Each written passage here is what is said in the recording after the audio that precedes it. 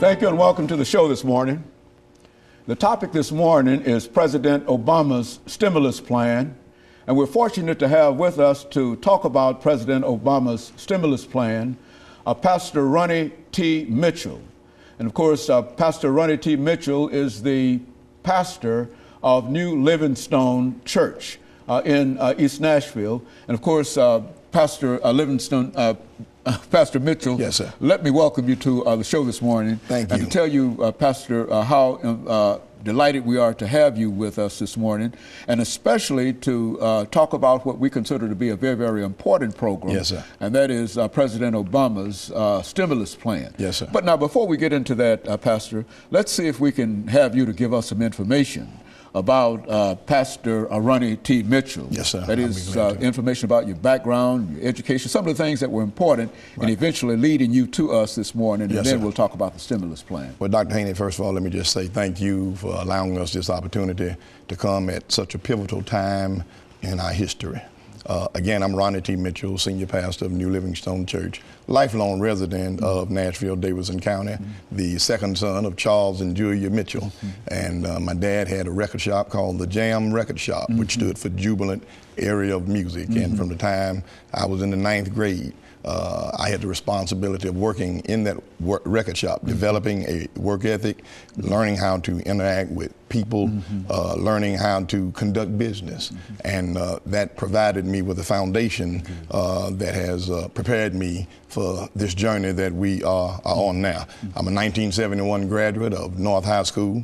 I had a nickname, Clay Street Slim. Okay. It was back during the days of Joey Gillum playing quarterback at Tennessee State University.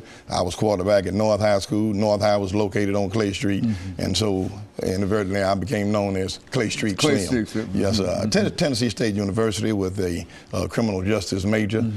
Unfortunately, I did not graduate from Tennessee State, but went on to start a family, worked at Worthing Industries over on 8th Avenue, which is now condominiums. And then I was blessed to move into management and management training. I ran the Red Ace gas station down at 8th and Jefferson there in North Nashville, which later changed to MAPCO Gasoline Marketers. And then after that, I went to work at Goodyear, again, engaged in sales, interacting with people. Then went to work for the government in 1986, which I'm still now employed. I am with the Codes and Building Safety Department of the Metropolitan Government, and we are charged with the enforcement of the Building and Zoning and Property Standard Code to make sure the quality of life in Nashville is enhanced and kept at a high level. Again, I've been there for over 20 years. In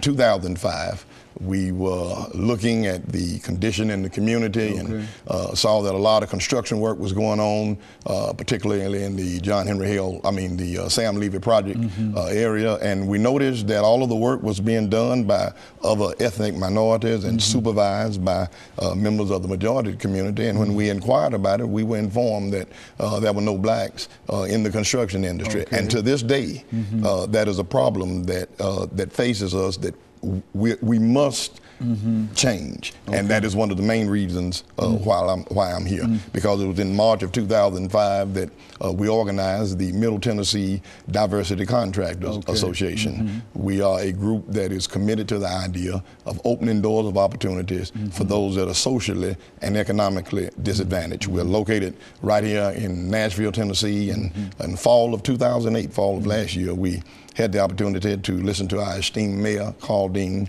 at a poverty symposium where he chartered a course to reduce poverty in Nashville by 50% over the next 10 years. And so in exhorting and encouraging us, he reminded us that we need not fear innovation. And so to that extent, we've come with a program that is innovative, that is comprehensive, that is doable.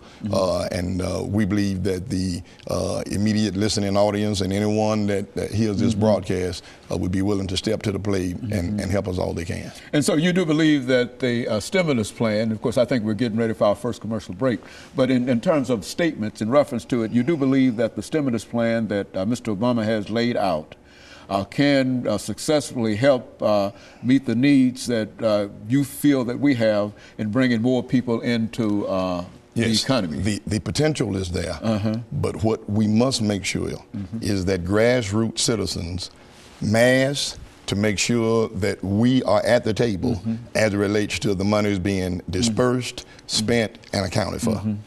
And so the plan is there, but you're here as you're indicating to make sure that we are aware of it and we know how to access that money, because simply because it's there does not necessarily mean that we have access to it. Is that right? Exactly. And of course, we're going to take our first commercial break, Pastor, and then we'll come back and get into some aspects of it. And we'll be back with our audience following this very, very short commercial break.